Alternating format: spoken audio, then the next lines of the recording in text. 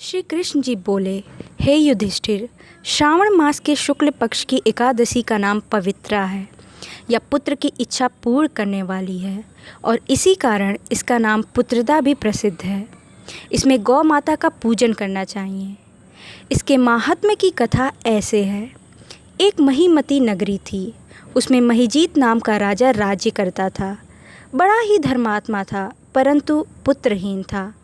उपाय बहुत किए, परंतु सब व्यर्थ गए। दिल का कांटा ना निकल सका। राजा को शोक युक्त देखकर मंत्रियों को दुख हुआ और वह लोमस ऋषि की शरण में गए। दंडवत प्रणाम कर विनय करने लगे।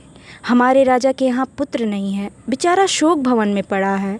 आप कृपा करके कोई उपाय बतलाइए जिससे उसके घर कुल दीपक का प्रकाश हो जाए।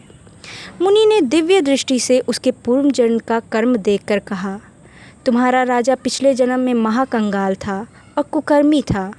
एक दिन घूमते घूमते उसे कहीं जल ना मिला और ना अन्न मिला। दूसरे दिन एक सरोवर मिला। वहाँ एक प्यासी गौ जल पीने आई। उसे लाठी मारकर उसने भगा दिया। उस महापाप से तुम्हारा राजा निसंतान हुआ है और जिस दिन वह भूखा प्यासा रहा, रात्रि को चलते चलते जागरण भी हो गया। भूखा था, भगवान को स्मरण कर भोजन मांगता था। उस दिन श्रावण शुक्ल एकादशी व्रत उसने भूल से कर दिया, परंतु वह दूध, पुत्र और धन देने वाली पुत्रदा एकादशी थी। उसके प्रभाव से राजा को राज्य मिला और गौ के श्राप से उसे निसंतान कर दिया। यदि आप लोग प्रजा सहित श्रावण शुक्ल एकादशी का विधि सहित व्रत करो और फल अपने राजा को प्रदान करो तो निश्चय उसके घर पुत्र होगा।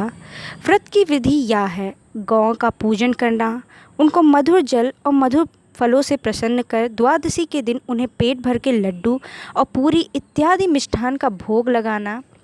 उनका आशीर्वाद और पुत्रदा एकादशी का महात्म्य एक समान है। मुनि की शिक्षा से मंत्रियों ने प्रजा सहित व्रत कर रात्रि को कीर्तन किया, गौ का पूजन कर पुत्र प्राप्त किया।